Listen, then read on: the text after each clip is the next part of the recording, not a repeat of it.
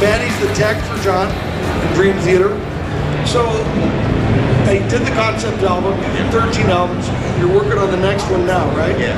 Well, actually no. The next thing we're doing now is, for those of you who were here 25 years ago, some of you are younger than that, you might remember the release of Images and Words. That was our second album. Yeah. So, thank you. And that came out 25 years ago this year, so we're doing a 25th anniversary tour of that album. That's what we're doing this whole year. So we start in Europe. I'll be flying to Italy in a week, something like that. And we'll bring it here in the US, and Mexico, and Asia, and Australia. It'll be a whole year of touring. How many dates will that be? It's hard to say. I was just going to say that the thing that Sterling was talking about before, about somebody calling them with a crazy idea for a guitar, and then them trying to kind of think about how they're going to engineer this guitar, get it right for the person, and then reproduce it and make it into a sellable thing, and how that brings the company up, you know, to the next level. There's a parallel that I'm sure Steve could relate to when you're creating music, where you kind of come up with this stuff as musicians, and you know, maybe some of it is a little bit out of your reach or whatever, but somehow you get there and you record it and it exists, and now you need to play that live and perform, and that brings your level as a player up. So I find there's a major parallel in that spirit of, you know, good isn't good enough. Like, you have to strive to be, you know, amazing, incredible. Even if you never get there, you're always trying to reach, and that's how you continue to grow and be inspired. Luke, how old were you when your parents realized that you had musical aptitude? Because I know if I say aptitude, you won't do it. Aptitude, I don't know. They thought I'd grow out of it. You know, I was like of the age of the Beatles on the television, and that changed my life. They thought, oh, that's cute. They bought me a guitar and a copy of the record, and thought like a month later I'd be out playing baseball again. And it changed my life, because I was really shitty at baseball. So it's a good thing you picked up the guitar. No, but Luke. Yeah. Luke, it was still. How old were you when, like, you? I was in my first band when I was 9, believe it or not. Oh my God. But we could play, you know, like 5 or 6 songs. I was playing with older guys because I could play the stuff off the records and teach them their parts, and we'd make 9 years old. 9, 10 years old. That's amazing. Well, I mean, you know, it wasn't Mahavishnu Orchestra transcriptions. Yeah, but for I think I first. I was playing the pop songs on the radio, you know. Yeah, but for us, that was it. KRLA, KHJ, the Wall and Sack. I remember playing the solo to Gloria, the Van Morrison song. Yeah. Which actually Jimmy Page played. Really? Don't realize that was Jimmy Page. I didn't know that. On the record, played dun, dun, dun, dun, dun, dun, dun, dun, dun. People thought that was a solo then, so I could do that when I was young. So they thought that, wow, that guy could play. And you know, obviously music now, to be a young musician now, you go, okay, I'm gonna listen to John Petrucci. Okay, maybe I'll never play like that. I don't know what can you go on like. I mean, first when we started playing just chords, you know, and now the level of aptitude, the level of musicianship is so insane. Yeah, it is compared insane. to when I was a kid. Yeah, you know? it is. There's a big difference. And now, well, here's my theory on it. The guitar will come back. No. Okay, here's what happens. The guitar business is driven, and we grow guitar players when 3-chord music is popular. Okay, go back to Blink-182 and surf music, go back to some of the Beatles stuff, even the surf music, Chuck Berry, and that when music gets a little complicated is when we kind of lose part of the room. But it's also a great part of the cycle. So look, you were 9 years old and you could play every song on the radio. Not every song. I mean, no, you could play. And you could play piano too, right? My mother won a piano on Hollywood Squares when I was a kid. Yeah, that's a true story. Are you serious? Yeah. Charlie Weaver to Block. That is awesome. And it came, and I still have it. It's a spinning piano. It's in my garage. That's so I taught cool. myself how to play it. Wow. And then I took piano lessons later in life. Look, how old were you when you did your first session? Major session? 17. And what was it? I don't remember. It was something that didn't come out, but it was a real session. How old were you when you did Silk Degrees? I didn't do that. I did the tour. How old? 19. 19. At 17, did you get paid for that Yeah. session? So it was like I used to pay my sister to do my homework and my term papers, and I play at night. That's cool. My mom sort of looked the other way. Yeah, exactly. Hey, Luke, what's the first hit you played on? Do you remember? First real big hit. Probably our first single, "Hold the Line," was the first big hit. Yeah. How old were you? I was 19. You were 19 on that? Yeah. Oh my God. Well, thanks. Wow. Now I'm 119. So That's You insane. have underwear that old. well, it's not as insane as the music you create, my friend. I mean, that's a. You guys see something? These are some gifted artists. That's the cherry of my work Sunday is the relationship I have with these guys. We're all really friends. I mean, Steve Morris, I mean, giant musician we all loved, and this guy. We got a lot of. Albert, you know, I mean. Yeah. Look, We used to have these jams every year. Well, you played on my record. I did play on your record. He is now. Yeah. So look, here's the I have thing. to redo my part. Than everybody else. Your part's great. So I did this with Albert, and I kind of did it.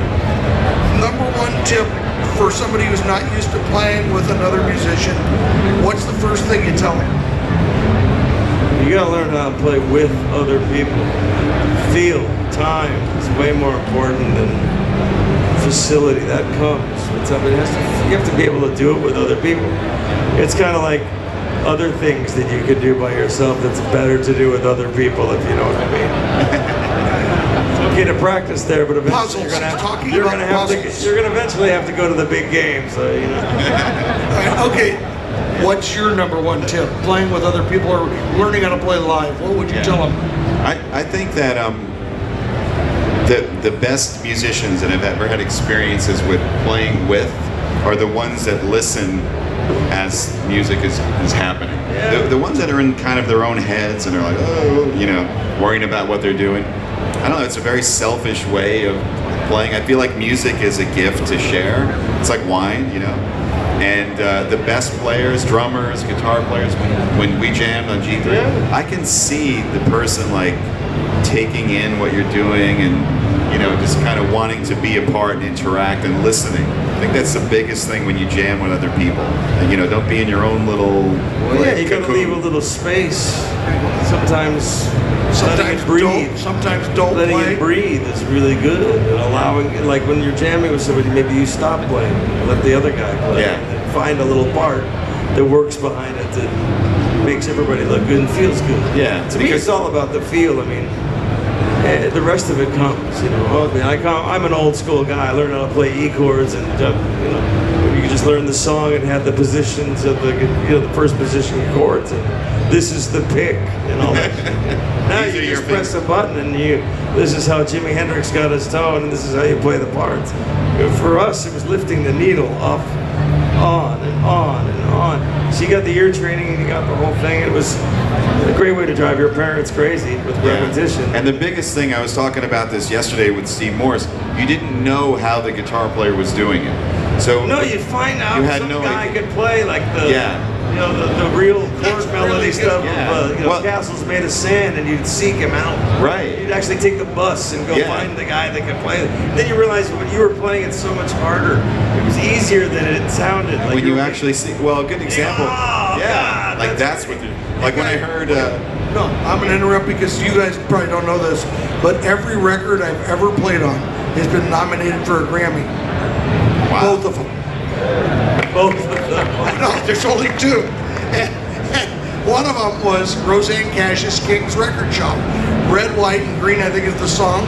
And if you have a corgi with hearing aids, you can hear me. Okay? It was a total mercy deal where they brought me in. Well, Rodney Crowell was producing, and he says, I was a dear friend. And we're going to see him Monday, you know? Yeah. So he gives me this acoustic guitar part to double Stuart Smith, who's the guitar player with the Eagles. Love Stuart's just a wonderful, beautiful, fabulous melodic guitar player. And I have to double the part, so he sends me this little tape, still tapes, and I learn it. And I go in the studio, and it's really hard. And I said, you know, Rodney, I'm sorry I'm not getting this like the second or third take. This part you gave me is really hard. And he said, I don't know, Buffalo. And so I run into Stuart Smith about 3 or 4 minutes later. He goes, did Rodney ever tell you I used a capo on that? Oh my God.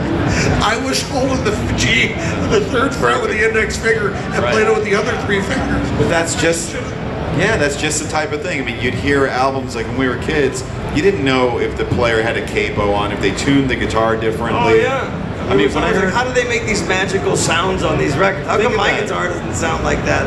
When I, and you didn't realize there was recording techniques and room mics. And the biggest one of the biggest ones for me was Eruption.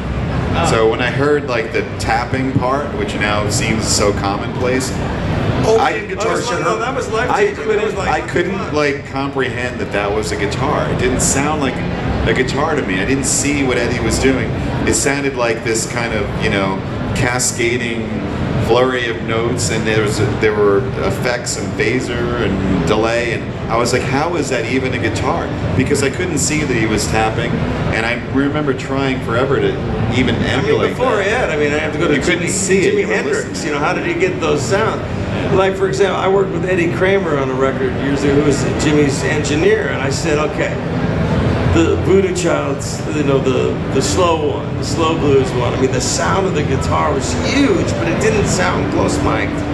And then he told me the story. He goes, well, because it wasn't a reverb, it wasn't something. It was like, what was this? It was like this 200-watt Marshall cranked all the way up, turned backwards, facing the glass of the studio, and the back was because of the room, and it was bleeding through all the mics and the drums and everything like that. They created this beautiful, huge, round tone that was close yet far away. And like, if you're sitting in your room, how come my guitar doesn't sound like that? Wow. You realize that, that's these sort of accidents, like the microphone had delay on the Leslie, and that was bleeding through and stuff like that. And now there's a all plug-in. these wonderful accidents. It's like the Phil Collins drum set. That first time on In the Air Tonight, that big gated drum thing, that was a mistake because the engineer plugged these key pexes in wrong into the room mic, and he had bap, and then it just cut off the room. What is that? Wow. And it's like when the levee breaks, man, what was it like, the great Bonham drum sound? It was like, he didn't want any close mics. He said, if you put a microphone next to my drum set, I'll kick your ass. So they put 2 mics in the hallway, and there you got the drum set. Amazing, guys. That was a great story. I talk to these guys all the time. Luke, every morning. I like this. Are you guys okay with these stories? Because we got a million of them. Luke. Michael Jackson. Yes. No, but I mean, it was a great honor to work with Michael. He was very cool. He was very nice to me. We did a lot of. I worked on the Thriller record. That's great. What'd you play on Thriller? We did the McCartney duet. We did Human Nature, which is basically one of our songs that Mike was singing. Steve McCarr wrote it, and then I played all the shit on Beat It, except for the solo. I played all the guitar parts and the bass. And then Eddie did the solo, and Jeff McCarr played drums. Unbelievable. It's always great going to have lunch with Luke when there's music playing. It's like Olivia Newton-John's physical comes out and he goes, I played on this guy. Let's talk about how great this guy is. He's like, that's me. Well, he got this. We're going to get there. So, playing together, I actually paired you guys together playing the first time. You did. Introduce me. Terrified me, but. And Steve Moore's in Luke. And one of the things about it's always fun bringing Luke and bringing from the other side to hear how much, when they walk off the stage, how much they're impressed by how the other person plays, but how they approach it, how they feel it. And do you remember your impression of Luke when you first played it? Absolutely. Well, your impression. My impression. Do the impression. That's. Oh, yeah, you got a guitar right there. Yeah, man, I can remember. Oh, your memory. I was working on an impression. It was You can't do that in front of other people. That's the problem. Well, the first thing, this happened to me. I probably told this story too many times, but when I finally got an opportunity to play with somebody who, and you're not that much older than me, but you're a little bit older than me, so I would learn your stuff and learn the instructional videos and stuff. So same with like Steve Morris and Vi and Cedric. Like I would learn all their stuff, right? So when I eventually By the way, that was back when artists got paid to make those. Yeah. Now they're stolen. Yeah. Well, then when I would find myself in a circumstance where now I'm playing with this person where I learned all these licks and everything, what was going through my mind was like, oh shit, he's gonna recognize the Steve Lukather lick from the instructional video. I don't have any of those licks, man. Oh my god. I just steal from everybody else. Same as you. So I had to mentally edit what I was playing. I'm standing